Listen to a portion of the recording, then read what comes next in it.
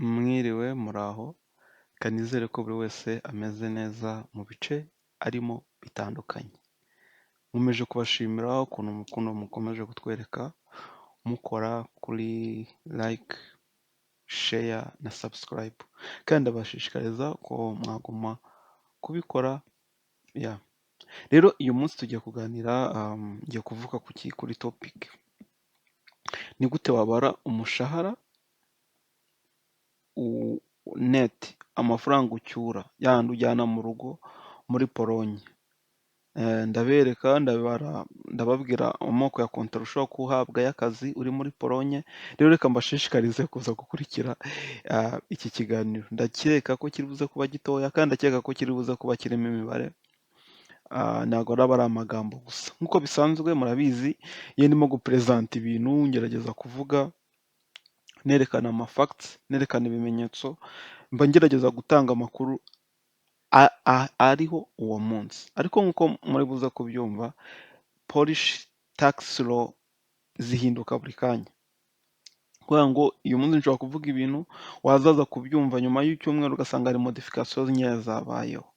Rero ariko iby'ingenzi ukeneye kumenya, logique ukeneye kumenya, zose ziraba ziri muri kino kiganiro. Rero mbahaye ikaze kandi mbashishikarije kugumya kuza gukurikira. Reka dutangire. Nk'uko bamwe mukomeje kugenda mubibona, navuze amahirwe ari muri Polonye. Uramutse uje, amahirwe ahari, mvuga n'ibibazo ushobora guhura nabyo, noneho tugeze mu rwego waba warangije kubona akazi. Impamvu icy'ingenzi si ukukarikira umushahara gusa wacyura wa wundi utahana mu rugo, ahubwo hari n'andi makuru ndi buze kukubwira ushobora kuza kumenya nyuma utari usanzwe uzi, cyangwa utari usanzwe abandi bantu bavugaho. Reka dutangire tureba ngo ubundi muri Polonye umuntu iyo ahari ashobora guhabwa kontara zimeze zite. Muri Polonye rero tugira kontara z'amoko atatu. Uretse ko bashobora kuvuga kontara z'amoko ane, ariko ngenda avuga kuri kontara z'amoko atatu, cyangwa nongereho n'iya kane. Kontara ya mbere niyo bita labor contract. Labor contract ni contract of employment. Contract of employment ni ya kontara baguha, bakaguha amezi atatu ya stage, bamara kuguha amezi atatu ya stage, nyuma bakakongeza. Tugira n'izindi contract of mandate. Contract of mandate ntabwo urugero nizo contract bita business to business. Ni ukuvuga ngo icyo gihe uba ukora nk'umucontractor. Contract of specific work yo ni kontara usinyanya n'umukoresha, cyangwa ibigo bibiri cyangwa abantu babiri basinyana, mu gihe ariko batazi igihe akazi kazarangirira. Ariko cyane cyane navuga ko kereka uri umuspecialiste, cyane ku iyi kontara ya nyuma nibwo wa muntu w'umuspecialiste uba ukeneye, nibwo ushobora gusinya contract of specific work. So contract of mandate yo niyo twakwita B2B contract. Ni kontara, ubwo ni ukuvuga ngo hari responsibility zitazikuzaho.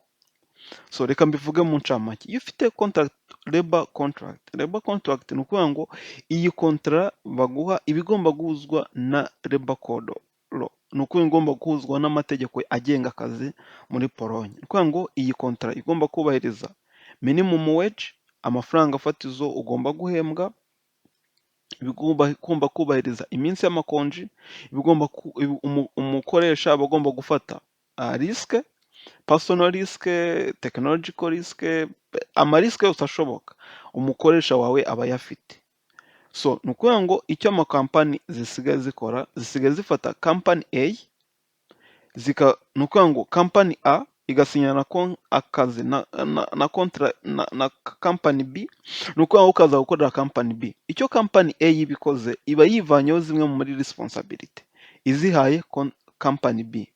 Nubwo akenshi usanga company B yishyurwa amafaranga menshi, noneho company B ikaza kugenera umukozi amafaranga runaka. Na icyo gihe nicyo gihe baba bagusinyishije contract bita contract of B2B. Kuvuga ngo urakorera company ariko mufitanye, ni ukuvuga ngo responsibility nawe bazigutransfereho. Ni ukuvuga ngo iki, imisoro uzajya uyidekararira, ama insurance uyishyurire. So nicyo biba bivuze. Ni ukuvuga ngo company A cyangwa company wenda reka dufate Jesra company iraza gukoresha umukozi wenda yitwa Alex, icyo gihe Alex icyo turi buze kumusinyisha turaza kumubwira ngo uzajya ufata amafaranga ya n'aya, ariko muri ayo mafaranga azajya afata ibindi byose bisigaye umukoresha asabwa kwishyura tuzajya wowe niwe usabwa noneho kubyishyurira. So nizere ko ibyo byumvikanye.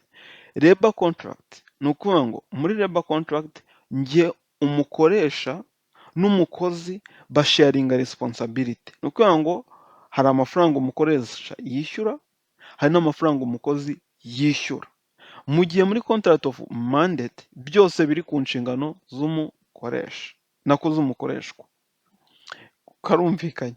Muri contract of specific work nabyo byenda gusa, uretse ko nk'uko nabivuze ni kontra akenshi idakunda guhabwa. Ikindi kintu navuga kuri contract of labor contract cyangwa iyo bita employment contract cyangwa mu giporone twita umuva platsa, ni kontara ikwemerera iminsi 20, nibyo wasoma hano, ikwemerera ni ukuvuga ngo nibyo navugaga yuko utaransfera technical risk, personal risk, economic risk zose ziba ziri kuri entreprise. Ikwemerera bigomba kukwemera minimum wage, amafaranga runaka utagomba kujya munsi, kandi ikakwemera yuko dufata urugero ikwishyura specially mu gihe warwaye baba bagomba kubyishyura, mu gihe ubu uri umukozi nyine izo responsibility niyo mpamvu bavuga ngo kampani irazifata. Mu gihe umukozi atwise cyangwa mu gihe habaye impamvu zose runaka, arimo abyaye, afite umwana, ibyo byose muri kontara biba birimo. Kandi ikindi umukoresha aba asabwa kwishyura insurance zawe, amapansiyo yawe. Mu gihe rero muri contract of mandate byo ni ibintu bitagengwa na labor code, bigengwa n'amategeko civil law. So ibyo byumvikana ko buri wese aba asabwa gukora akazi asabwa. So ariko ukanibuka ko iyo umuntu arwaye, ni ukuvuga ngo abantu bagira contract of mandate ni babandi bahembwa ku isaha. So ni ukuvuga ngo kuva muri 2023 byibuze gross umukozi aba agomba guhembwa amafaranga 23.5. Icyo bivuze ni iki? Ni ukuvuga ngo umuntu yaguhaye iyi kontara aba agomba byibuze guhemba aya mafaranga. So njyewe ntago ari yo kontara mfite, njye mfite contract of employment. So iyi niyo na commentingaho cyane, ariko nabyo naza kubereka kuko n'ubundi still at the end of the day usanga n'ubundi kubibara biba byenda gusa. Ariko ikindi nanakongera kuri contract of mandate, ushobora kugira contract of mandate nabwo umukoresha wawe akagukubira akazajya nabyo abyishyurira. Hari abantu nzi bakora gutyo ku buryo usanga nabo babibishyurira, ugasanga bitewe n'ukuntu umukoresha we yabihisemo akazajya agufasha kudekarara icyo bita PT. So ariko nanjye ndayidekarara, nibwo biba bimeze bityo, nanjye ndayidekarara. So n'ubundi at the end of the day ndaza kubibereka, yaba ufite contract of mandate yaba ufite contract of employment, n'ubundi iyo urengeje amafaranga agomba kwishyura n'ubundi urishyura. So bivuze iki? Bivuze ngo byose biba byenda gusa at the end of the day, wowe ugomba kumenya ubwoko bwa contract ufite, ukamenya uko ugomba kuyikora. Rero tubijyamo cyane, tubyinjiramo, mvuze ku bwoko bw'amakontara. Reka turebe, reka dufate urugero, nugira amahirwe ukagera muri Polonye bakaguhemba 7,000 by'amazero, tukakubwira ko gross salary yawe ari 7,000. Mu by'ukuri utakaza angahe? Uhembwa angahe? Icyo tukumvikana ko ni uko amafaranga 13.70 by'aya mafaranga yo nayubona, kugira ngo kwa kesaswa ayo mafaranga agomba kuhita agenda tukibivuga. Ukibona ako kazi ugisinya iyo kontara 13.70 yo ntabwo uba ukiyafite. Iyo 13 rero ava hehe? Ava kuba dufata amafaranga ya pansiyo. Hano muri Polonye twishyura 9.76.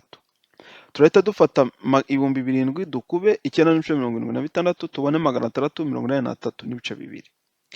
noneho tukwishyura icyo bita disability. Disability ni mu gihe waba wahuye n'impanuka ku kazi ituma udakomeza akazi, wishyura 1,5. Ubwo turaza dufata 1,5 dukube ibihumbi 7,000, tujye tubona 105. Niturangiza tuhita tujya ku cyo twita sickness contribution, ni ukuvuga ngo mu gihe waba warwaye ho wishyura angana n'ibice 2,245, tukaza kubona yuko biza kungana n'amafaranga 172.5. Ayo mafaranga rero tubonye turayafata tukayakora icyo bita social contribution, turayafata yose ayo tuvuze tukahita tuyateranya. Ni uko iyo uhembwe 7,000, hafi 1,000 cy'izorote kita kiva ku mushahara ari amafaranga agena icyo bita social contribution. So wakwicara nawe ukabibara ukazamenya social contribution yawe utanga. So duhita tujya ku kintu cya 6, nicyo bita health contribution. Health contribution ni ukuvuga ngo ni amafaranga y'ubwishingizi bw'ubuzima. Icya mbere turafata ya mafaranga twabonye ya social contribution tuyavane muri bya 7,000, tuba tubona ni 6,000 n'amafaranga 40 n'amaguru 3 asaguka. Ayo tubonye tuyafate tuyakuba 9%, tuhita tubona ko ari 5,403.63. Aha rero hasigaye iki? Ni ukuvuga ngo ayo mafaranga tubonye health, tubonye na social contribution, izo ubwazo turi buze kuzifata tuziteranye, ariko turaza kuziteranya nyuma. Noneho tuhita tuza hari amafaranga leta ikuvaniraho. Nuko iyo uramutse uba mu mujyi utuyemo, sibyo? Uramutse uba mu mujyi utuyemo, tukuvanaho amafaranga 250. Iyo uramutse utaba mu mujyi utuyemo, tukavanaho amafaranga 300. Bivuze iki? Reka tuvuge ko mfite akazi mu mujyi wenda witwa Poznane, njyewe nuye mu mujyi wenda witwa Sopot. Icyo bivuze ni iki? Bivuze ngo kubera ko ushobora kuzajya ujya Sopot cyangwa uva Sopot ujya Poznane, leta igutorera amafaranga 300. Bivuze iki? Bivuze ngo turahita dufata ya mafaranga twari tubonye yitwa yandi twise base ya kuri health mbere yuko tujya kuri health, kuko yandi 1,000 yo nakorwaho, yandi twabonye hejuru ya social contribution yo ntago avaho, ntago agabanuka uko wabikora kose. Ibya 13% navuze arenga 13% yo nakorwaho, ntago tuyadiskitaho. Tuhita dufata ya mafaranga leta ikuvaniraho. Niba uba mu mujyi umwe tukuvanaho 2,500, niba uba mu mujyi utandukanye n'uwo ukoreramo tukuvanaho amafaranga 300 y'amazerote, ni hafi 1,100. ubwo tuhita dukora by'amanyarwanda, tuhita dufata amafaranga yandi twabonye ya base, ubundi ni tax base, tuhita tuyafata tukayavanamo amafaranga 300 cyangwa 250, tukahita tubona 5,790. Okay. Aya rero aka kantu mukumve neza, aya rero ayaza kubaho iki? Aha hantu ngiye kuhasobanura munitonde, ni naho haza kuba logique, niho haza kuba rya pfundo mujya mwumva ngo abantu muri Polonye barengeje imyaka 26 ntabwo basora. Aho badasora ni hano ngezeho 9, ariko ibi bindi byo hejuru baba babisoreye my friend. Bivuze iki? Bivuze ko iyo tugeze ku 9, umuntu uri munsi y'imyaka 26 turahabererekera. Umuntu uri hejuru y'imyaka 26 we niwe tugiye gukorera. Ni ukuvuga ngo umuntu uri munsi y'imyaka hejuru y'imyaka 29 turafata ya mafaranga twabonye twise tax base, twamaze kuvanamo social contribution, tuvanamo amafaranga y'umujyi abamo, niba aba mu mujyi umwe niba aba mu mujyi utandukanye, tugiye gufata ayo mafaranga tubonye ku 5,790 tuyakube 12. Kuko kubera iki? Kuko salary tax yo muri Polonye iri hagati ya 0 na 32. Ariko mu buryo busanzwe tukuba 12 ku kwezi dukuba 12. Ibyo nyuma twabijyamo nyuma nkabasobanura detaye uko biza kugenda nyuma. Noneho aya mafaranga tubonye turafata 990 dukube na tax base, dukube tax ni 12%, niyo tugusoresha. Niturangiza tuvanemo 300. Aya 300 leta irayatorera buri muntu wese. Uyu muntu wese tumukutorera amafaranga 300, ntago tuyabara. Turahita tuvuga iki? Turahita tuvuga dufata urugero, ni 500, ni 5,790, dukube 12 tuvanemo 300, turahita tubona yuko ari 695. Tuvanemo 300 leta idutorerera, tujye tubona yuko ari 395 azasigara. Noneho kugira ngo tubone umushahara wowe ku muntu ufite contract of employment azasigarana, tuzafata ya mafaranga baguhemba gross, tuvanemo pension contribution, tuvanemo disability pension contribution, tuvanemo sickness contribution, tuvanemo health contribution, niturangiza tuvanemo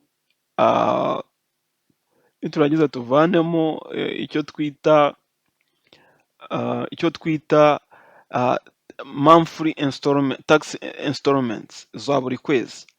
Ubone ko uzajya usigarana 5,101.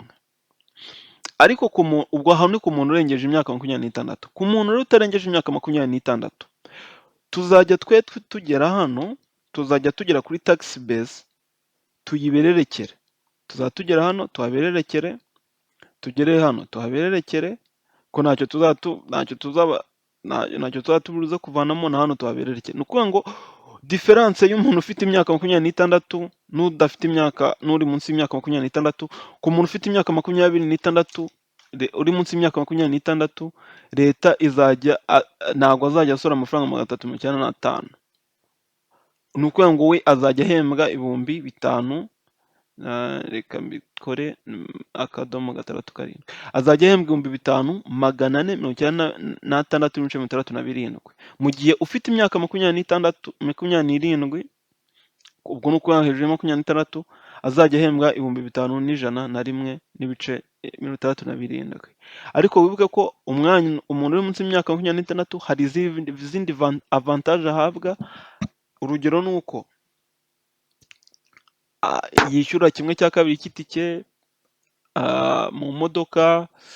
So ibyo rero bituma we ashobora kongera gusevinga amafaranga menshi, ariko niyo difference ihari. Ni ukuvuga ngo ibi ngerageje gukora ni ku muntu ufite contract of employment, cyangwa kuri umuntu ufite kontra uhembwa gross salary y'7,000. Ni ukuvuga niba uhembwa 5,000, ubwo uzajya ugenda ukube aho twavanyemo 5,000, aho twakize 7 uhashyire 5, aho twashyize umuntu gutyo wabikora ukamenya amafaranga uzajya ukontribute. Ariko hari ubundi bwoko bw'amakontara tutavuze. Hari kontara y'abanyeshuri, contract of student or postgraduate contract. Ni kontara ihabwa abanyeshuri cyangwa abandi bantu barimo kwiga postgraduate. So nyuma